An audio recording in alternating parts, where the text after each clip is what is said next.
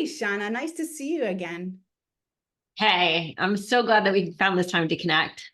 Yeah, me too. And, so much about your story. I mean, there's so much to unpack here, and we're going to get into all that in just a moment. But what I love so much is that, first of all, you don't look like you're in your 50s, okay? You're still a beast doing handstands. There's so many beautiful times in your life that you really just followed your heart, which a lot of us actually get stuck doing. And so there's so Yeah, many things I want to ask you today, but I think before we get started, maybe you can share a little bit about yourself, what you do, and how you got into yoga. sure. Wow, that a little bit. Okay, let me try to make this quick. Okay, so No, go for it, girl. Go for it. that's okay. So my background, honestly, was I'm just like lifelong athlete. I can't remember a day in my life, like literally, like go back to like pre-school that I did not like play sports all day or whatever. So it's always like been in my blood to do physical things. Um, that being said, yoga was sort of like the furthest from my mind of anything that I would ever see myself doing, right? Because my perception of yoga was sitting on the floor and humming, right? And so when I say I came to yoga on accident, I mean, literally, I came to an accident. I was walking around my condo. I accidentally like kicked, not like kicked, like in anger, like I was walking around, I ran into a piece of furniture, broke my pinky toe, and could not put on a shoe for, whatever, a few weeks, So whatever it painful. was. And I So couldn't painful. do it was crazy It's painful. crazy And it's painful. funny. Yeah, because it's like you think, oh, well, if I could do without anything in the world, how about a pinky toe, right?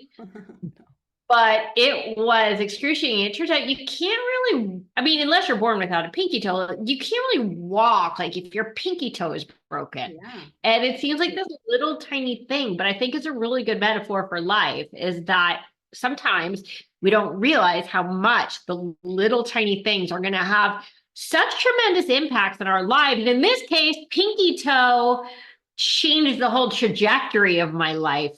I my foot was like getting to the point of like walkable, but not runnable or spinnable or anything like in a shoeable. I'm like, I'll try this stupid yoga thing. And that day I knew. Wow. And I, within months, like left a successful career. I was simultaneously getting my MBA here at UCLA. I left my MBA program and I'm like, I'm going to be a yoga teacher. And it just made a lot of sense to me. And so I did. It was a huge leap of faith that paid off. Wow. That's amazing. And what I take from just your energy, you're a go go go person, you're super hardcore. Nothing really Yeah. stops you. So then even just to see you being forced to slow down, which by the way, I think is always a sign for us from whatever higher power that we connect with to make some shifts, to make some changes. And that always happens to me. Like every single time I need to make a big shift in my life, it's because I unfortunately got really, really ill or got injured in some way. And so it's like, Sherry, wake up, time to make some changes. And so what's interesting too is that was always my conception around yoga too, is that it's like, what, I'm just gonna sit there and stretch? Like, what do you mean? I'm a runner, I'm a CrossFitter, I'm hardcore, I lift weights, like I do all these intense things. And then like yoga's not intense. And it is one of the most intense forms of connecting with your body that I've ever endured if you give yourself patience and an opportunity to do it with the proper teacher, of course. So I want to get into that, but first what I'm also curious about is how you make this decision that I'm going to drop out of, I don't want to say the word drop out, I'm going to shift from master school onto a career in yoga. And this was back I think in 2000 or 2001, right? So yoga wasn't even like Yeah. this big thing yet. So what was that drive behind that? Because I'm really curious. A lot of us want to make these big shifts in our lives, and yet there's so much fear that stops us and uncertainty. How did you have the courage to do that? So, boy, there's so many answers to that question. The first thing is I have to be honest, Sherry, it was visceral. It wasn't Mhm. a thought. Mm. Like it wasn't like, oh, this might be an interesting thing to do. It was like I knew instantly that this is what I had been looking for my whole life. Like I knew instantly that first class, I'm like, where have you been all my life, yoga? You know, and so that was number one. Number two, and there's like 100, but I'm just going to go into two. How about? Number two was that I was always, I'm still a perfectionist, but like a perfectionist to a fault. Okay. To the point where it was disabling me in ways because like I could never be good enough. Nothing I did was good enough. And when you truly believe that nothing you do is good enough, then nothing anybody else does is good enough either. And you wind up judging the world by this untenable standard that sets up this paradigm for failure, right? Because none of us is perfect and it's inevitable. And the harder you press down on yourself, the more you're going to really destroy yourself. There's no other way of putting it. And so what happened was yoga was the first time I discovered yoga just before my 30th birthday. So I wasn't like a spring chicken or anything. And it was the first time in my life that anybody had ever told me it was okay to fall. Huh. And I think, especially in this generation where it's like, you cannot fail. And I actually believe that, but they grow up with that. Like in the 70s, everything was a competition. Everything, it was just normal life. There was none of like sort of, I hate to use the word, but the coddling that we have today. And it was just such an ultra competitive environment that I grew up in, whether it was whether it was, in sports, whether it doesn't matter. And I'm like, well, what do you mean it's okay to fall? Right? I'm like, why didn't anybody tell me this when I was 3? Why am I hearing this when I'm 30? And so the big epiphany, honestly, was not, I have to teach yoga. It was, I have to teach yoga to children. Wow. And so when I launched, it was actually my Mini Yogis Yoga for Kids program, which the notion of yoga for children in 2002 was like ridiculous at best. And because I loved the practice so much, it wound up being, of course, like adults too, which is my YOGAthletica program. But the internal imperative came from like a message that I needed to make a difference in future generations. And so it really came from that kernel. Wow. Wow. That's so interesting. And I also see this other part of it, which is your energy. You're very fiery. You're very dynamic, which I love. And even just your eyes are so youthful. So you have all this bubbly energy. And yoga helps us become more centered. It helps us find our center.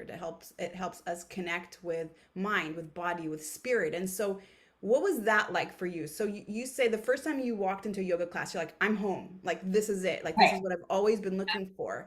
How do you go from do, I need to be so perfect, I'm told I'm not allowed to fail, to finding that center and giving yourself permission to fail and to really just stay in that truth of who you are?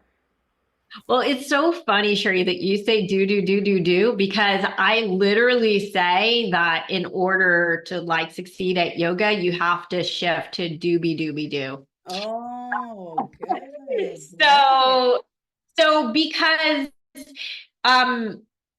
listen, yoga is not a practice of just laying back and let life happen, right? So we've got the yamas and niyamas, which are, the code of conduct of yoga. And in it, we have right next to each other in the niyamas, we have santosha, which is contentment, and tapas, which is fire. Right? Because what's contentment without fire is complacency. So I don't take out the do. I am a doer. Believe me, I'm a doer. I'm an overdoer. But there has to be the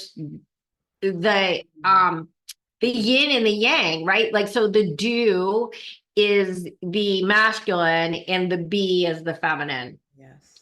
Right? So doobie doobie doo. And I think that I don't think the reason why A, yoga resonated with me, and B, why it was so easy for me to make that shift was because my first teacher and mentor, who was Brian Cast, did not shy away from the deeper aspects of the practice. He wasn't there to just put us in a pose. In fact, I wound up moving on to other teachers because he wasn't challenging me on a physical level. He wasn't teaching me new poses. He wasn't really that interested in alignments or the physicality. And even though it's such a physical practice, his actual goal was to impart the philosophy. And it's funny because so many people would complain that, oh, you know, Brian talks too much, blah, blah, blah. I'm like, oh my God, like, keep it coming, keep it coming. I felt like he was talking to me. Like, I'm like, how do you know me? So like, he had no idea who I was. Like, I'm brand new in the class. I'm like, you're talking to me. This is my life. You're speaking my language. And so I think that the reason I was able to make the shift is with me, I need to know the reason. Like, I don't do anything unless I know why. I am so not a sheeple. I am so not like somebody who goes with crowds and does what people do, unless I know deep inside it makes sense to me, it resonates with me. And so right out of the gate, it's funny, and I don't mean this in a judgy way, but it's funny to me when people do like just a physical yoga asana practice, like just straight up, just physical, and they're like, "Oh, it's so spiritual." And I'm like, "Why?" I don't know. I just feel like transcendent. Blah, blah, blah. I mean, these are people who never read the text, who never get into it, and so maybe that's the magic of yoga. Maybe it does help us transcend, but it helped me a lot to have a teacher who said, when you practice yoga, this, and this is going to happen. And you are going to view life in this, and this way. And you're going to let go of this, and this, right? Yeah. And so it sort of laid out a pathway that made it very easy to shift or pivot. Right. Wow, that's really powerful. And I think a lot of us, especially here in the West, we do view yoga as this physical form of exercise. It's just this physical thing that you do with your body, not really understanding what that root yoga even means, the word union. And I know you talk about the 10 commandments of yoga as well. And maybe now's a good chance to just dive into that a little bit. Something that you talk about often are the 10 commandments of yoga. So this is a big foundation of how you teach. Maybe you can dive into that a little bit. What are the 10 commandments of yoga? Oh, okay. Yeah. And it's interesting because, and by the way, they're not really called the 10 commandments of yoga. That's just a colloquial. That's Shana's language. And it's funny you should ask, because I happen to be like on my Vimeo channel right now. Like I just did like month 2, each month I'm doing like a talk on one of the yamas or niyamas for 10 months. So I just finished week 2. So let's see. So the 10 precepts, the first 5 are the yamas. Okay. A yama means an abstention, the things we don't do. It is how we deal with the world outside of us. So it's ahimsa, which is nonviolence, satya, which is truth, asteya, non-stealing, brahmacharya, which is open to interpretation. Literally it means celibacy, but most people just use it as like moderation in all things. That's a loose interpretation. And number 5 is a parigraha, which is non-greed. So you'll see that these parallel a lot of these, like the actual 10 commandments, which is interesting, right? Because spirituality. The niyamas, which are the observances, right? So yama is what we don't do. Observances are what we do, deal with how we deal with ourselves and sort of the universe. Right? Like, so, because there is no self in yoga. Okay. The self in yoga has a capital S, and it means the energy or soul that I share with the universe. Yes. But we don't have a small S self in yoga, right? Which this is the hardest concept, I think, for most people, is letting go of the ego, what I do for me. So when it comes to the niyamas, the first one is saucha, which is purity, cleanliness, inside, outside, spiritual, the whole bit, like just staying clean. Then, as discussed, we've got santosha, which is contentment. We've got tapas, which is fire.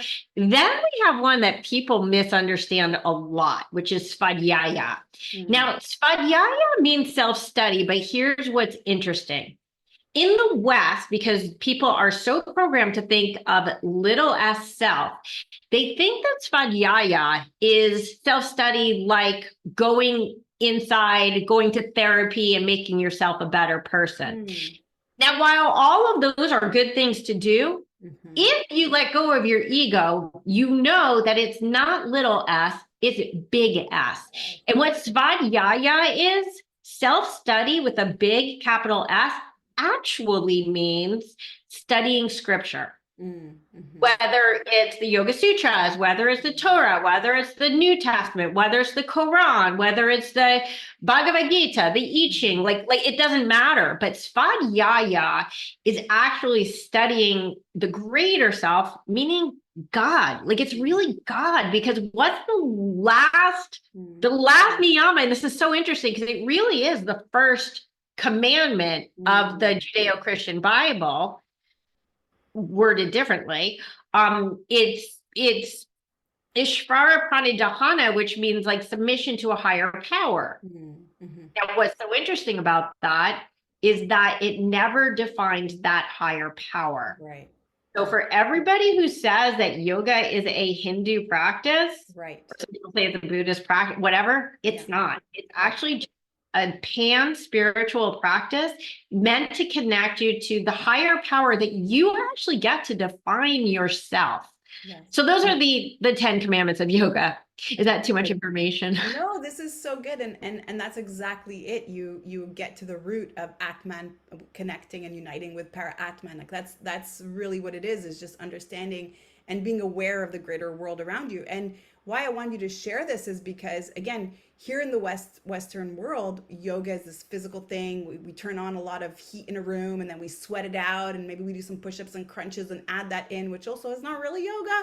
But then we don't have this opportunity to actually get into these beautiful 10 commandments, as you call them, and understand that it's even greater than us, and allow ourselves to even just step away from this self-concept that we've created and how we view the world all the time, just based on us, what's good for me, everything is about me, not realizing that we are connected to everything, and we are part of that greater capital S that you talk about. So this is so beautiful. And I love how you share it too.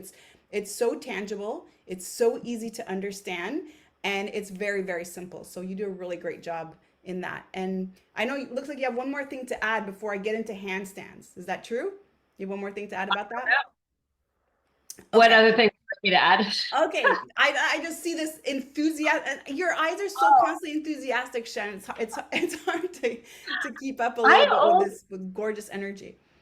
Oh, I always have things to add. I mean, one thing I was going to say is that, so the yamas and niyamas come from the Yoga Sutras of Patanjali. And I really do believe that if you're going to read one yogic text, read the Bible. It's not literally a Bible, the Bible of yoga, right?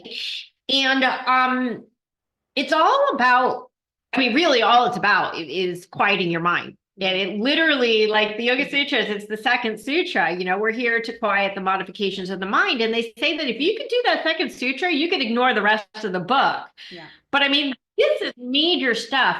But I think that books 3 and 4 are all about literally about magical powers that come when you apply everything that you learn in books 1 and 2. But for all practical intents and purposes, I really do believe that the yamas and niyamas give people enough of a foundation, literally, to live a more yogic life. And also that the sutra is like a sutra. It's like a suture, right? It's a stitch. It's an incomplete thought, which means it's so broadly open to interpretation that it's great to meditate on, to think about, and like, honestly, I've read the Yoga Sutras of Patanjali so many dozens of times, but it's like some weird, like Harry Potter book that every time I read it, I'm like, what? Right. Like, where did that come from? Right. And every time I discover something different. Is it different words on the page? No. Right. Is that the more you read it, the more you understand it, and the more you understand yourself, and the more you understand your place in the universe. So good. Oh, I love everything that you said. That is so, so powerful. Yeah, and I couldn't agree more. And sometimes when we're ready for that information, that's the right time to receive it. And it's just this beautiful journey, and that's how we grow and continue to expand. And speaking of growing and expanding, talk to me about handstands because that's a big part of your foundation as well. You're like, Yeah. I don't even believe this. So if anyone's listening and you check out Shana's YouTube channel and her website and just see her in action because this is crazy. She's in her 50s, which is so beautiful. Like these are my goals. I always follow women that are older than me, and that's where I want to go. Like they're doing it, I'm going to do it too. So why are handstands so important as a foundation? Why do you teach them? And more importantly, how can you help somebody who is maybe in their 30s, 40s, 50s thinking, I could never do that? How could you help them get to the place where they can actually do handstands as well? Boy, that's a lot of questions. Okay. I'll start with the pink elephant. I'm actually going to be 53 tomorrow is actually my birthday. So Oh, happy I birthday. Oh, lucky us. And we get her on our show. That's awesome. thank you. And some women get so embarrassed about their age, or they don't want to tell people their age, or they lie about their age. I'm Yeah. like, you know what? I'm damn proud. The things that I can do with my body at 53, I'm like, bring it on. So let me start backwards. Your last question was like, how about somebody who's like, I could never do that? Yeah. So that's easy. That's the easiest one to answer, is that if you believe that, you're right. Yeah. Okay, so that's the end of that story. So good. Unless you understand the flip side of that, which is if you don't believe that, you're also right. Yeah. Um, Oddly enough, I've had 3 women in their 70s in my handstand breakthrough revolution course. And Whoa. it's funny because when they contact me, I'm not gonna lie. At first, I'm like, "Are you sure you're ready for this?" But it doesn't matter. Like they're like, I want to do a handstand before I die. I'm 72, I'm 73, I'm 74, whatever. And there's no time like today. And the truth is, there is no time like today. Yeah. Now, can anybody do a handstand? The answer is if you have 2 arms, I'm gonna argue yes. Wow. And here's what's funny, not like haha funny, but funny-ish, because I'm saying if you have two arms, you could do a handstand. If you could believe it, I've had two, not one. I mean, this is a little odd, but 2 women who only had one hand do handstands with me. Because you only need an arm. Because all they had was a wrist on one hand. They didn't know each other. It's just a coincidence, but it's still a balance point. Is their balance going to be different? Yes.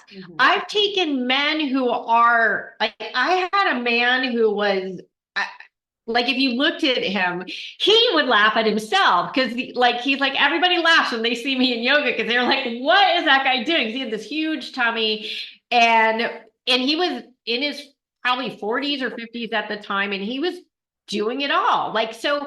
So if anybody really believes they can't do something, my first question I would ask them is why? Like why do you believe that?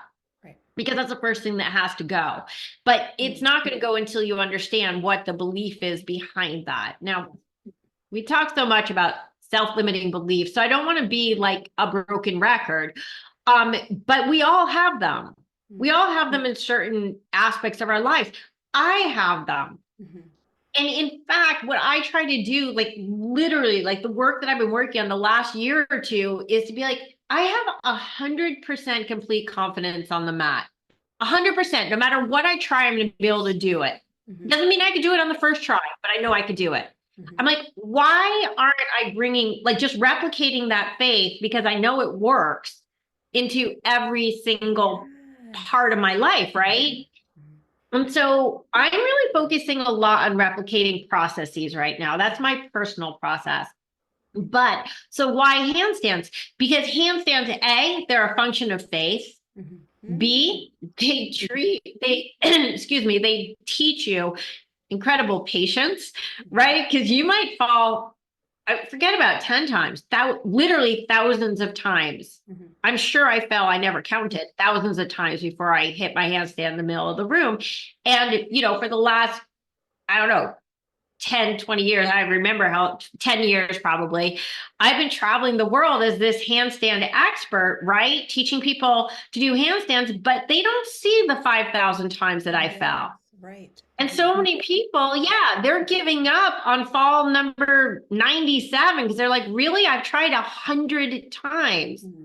I'm okay, but you're never going to know which one you're going to hit until you hit it. So keep going.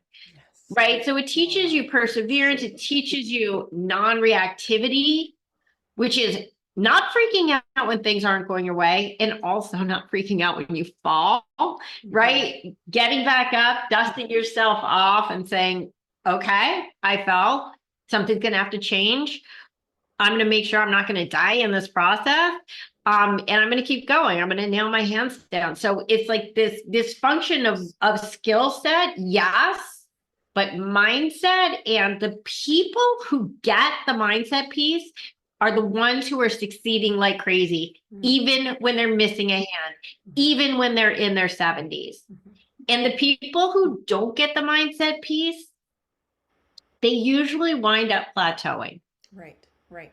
Yeah, and so obvious what you're saying is also not just about handstand. This is every aspect of our lives, and it's so clear. If I have the confidence to practice yoga, to be able to do a handstand after falling a gazillion times, what can't I take on in life, right? Just again, it's just that building that self-confidence and self-belief. I love everything that you're saying, and this is again, if anyone's listening, I would say go back and just rewind those last 5 minutes and listen to that again, and then add that to every part of your life, because that's how powerful that was.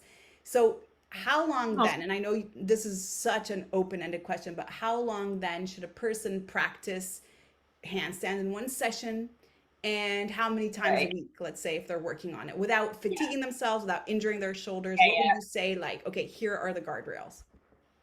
Yeah. Okay. So let me just say, just going back one step, the handstand breakthrough revolution is handstand and mindset put together. Yeah. And it's 15 hours, and it's both of them. Like, it's very much about like fostering both skill set and mindset on and off the mat. I know people say that all the time, but there's literally an off the mat component where we need to goal set, not just a handstand, but what are you doing the other 23 and a half hours a day? So anyway, to answer the question, when I was learning handstands, in addition to practicing for an hour and a half every day, I would do practicing yoga, like just a normal yoga practice. I was going to yoga class, is what I'm saying. Sorry. Then I would come home and do 10 minutes of just dedicated handstand work. Okay. So I believe, and not everyone agrees, that that handstand is like the consummate yoga pose. Meaning, take everything you do in your yoga practice and put it into one pose, and you wind up with one of two things: handstand or shavasana. And neither is more powerful than the other, by the way, but they're just poles of the same continuum. Excuse me. So 10 minutes handstand practice, didn't matter what I was doing, what it looked like, how much I was falling, whether I was using a wall, whether I wasn't using a wall, what drill I was doing, it doesn't matter. I was moving the needle every day. So I would say, so 10 minutes a day would be a nice start. The women who have been, I have two women in particular who, one was nailing after 8 weeks, like over 30 seconds consistently, which is not just a balance. At that point, you're also dealing with a lot of strength, building as well. And the other one was going upwards of 45 seconds consistently. Now, I'd say like a minute is sort of like the handstand holy grail. Everybody's like, oh, I want to hold it for a minute. I have my opinions on that, but whatever. But both of these women, if I'm going to be totally honest, and they just did the 8-week program in 8 weeks because it's recording. So you could do it for 8 months. You could do it for 8 years. You could do it in 8 weeks. It's up to you. I know that one of them was practicing about 30 minutes to 45 minutes a day. Wow. Okay. And not everybody has that on her handstands. Right. Just on handstands, because it was a real goal. Right. So to answer your question, I wish there was like a one size fits all answer, because people ask me this all the time. I'd love to say, like, do a half hour a day and you'll have it in a week, do 10 minutes a day, you'll have it in 8 weeks, do it, but some people are going to have a supernatural facility for it. And some people, it can take a really long time. But like, as far as I'm concerned, you just got to appreciate the process, and the integrity really is in the effort. It's not in the perceived like final pose, right? Yeah. It's always a journey. And I asked this question because, I owned a CrossFit gym for so many years, and I'd always see people practicing their handstands and handstand walks, and at times it would get excessive and people would injure their shoulders, or so maybe what we could do, and you're absolutely right, it's hard to say it'll take you exactly this many weeks if you do it this many times, because it depends also on where you're starting, what type of strength that you already have as a base, and maybe you did gymnastics when you were younger, or maybe you had a sport that would easily translate into it. So what would you say then is a red flag? So again, for those of us trying, and then we are going to share your course as well in our show notes for those that are interested in joining and are ready to work on the mindset part as well. So what would you say then is a red flag to start to ease off and maybe rest the shoulder girdle? Sure. I mean, so as far as I'm concerned, there's nothing on earth worth hurting yourself over. Nothing. Not yoga. If it means that you never hit the yoga mat again because everything you do hurts, then don't go on the yoga mat again. I mean, that's how much I believe in it. I think that, again, like if we're going to be totally honest, it's going to come back to ego. It all comes back to ego. The only time people are going to hurt themselves is when they push themselves past their edge. When we don't accept where we are, and it's so funny. I have people who come to me, they're like, Shana, I want to learn how to so sort of like my signature move, or whatever I call like my superfly firefly, which is going from sitting to handstand, right? And I through the firefly, right? Like a press. And they're like, I want to learn how to do it. I'm like, okay, let's work on it. It turns out they can't even do a handstand. And I'm like, okay, well, first you got to learn to do a handstand. I mean, it's like somebody giving birth to a baby and going, here, Shauna, teach them how to run. Right. Well, first they have to learn how to lift their head. Then maybe flip over, maybe crawling, walking. There are other things. In part of it is when we learn to appreciate the small victories. Then we no longer feel like we have to push to some perceived like goal. They say you will never master a yoga pose in a lifetime. That includes me. I mean, there's always something else. And I'll tell you, Sherry, I work and have for at least 10 minutes a day for many years, my one-handed handstands. Drill, drill, drill, drill, drill, drill, drill. And I literally, in about the last month, I'm finally hitting a consistent 3 seconds. Wow. Okay. So why didn't I give up? Why do I keep doing this? A, if there's no challenge in my life, then I'm not growing anymore. But B, again, I have fun with the process. And on those days that maybe I get 4 seconds and it's like this great miracle, I'm like, oh my God. I know it's not a real hold, but I'm like, wow, 10 years later, I'm getting 4 seconds. Maybe tomorrow I'll get 5, and I think that, again, life lessons, when we start appreciating our baby steps, then we don't have to get so obsessed with the big leaps, because if you're talking injuries, which was your original question, I went off on a tangent. Which one are you going to hurt yourself with? If I take 10 baby steps across the room, the chance of my falling are none. But if I take a running jump and try to land above those stairs, that you can't see, I have a much greater chance of like tumbling and like really, really hurting myself. Right. So people have to like be willing to go back to baby steps. So good. Sometimes start from scratch. Wow, that's so good. I love that. I love everything that you say. I love your energy, and I loved our conversation today. And I can't believe that our time is up already, Shana. You're so easy to talk to and just so much wisdom. And I love this because I love bringing on different yoga teachers. And even though we all share the same philosophy, the way that we present it and how we present it is always very, very special. And you've brought that today. So I thank you so much for that. So if somebody wanted to reach out to learn more about you or to connect with you, where could they go to do that? Yeah, I mean, the truth is that I have all my social links and the links to my Handstand Breakthrough Revolution course and all the things right on my Yoga Athletica website. So it's probably the easiest way rather than my rattling off like 100 different websites. Yoga Athletica has one A in the middle. I know everybody spells this incorrectly.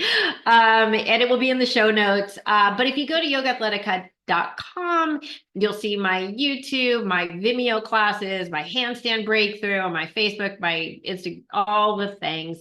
And you'll also be able to contact me directly. I do privates as well, both online and live in Los Angeles. Amazing. We will definitely add all that to the show notes. So thanks again Yeah. so much for your time, Shana. I love this conversation.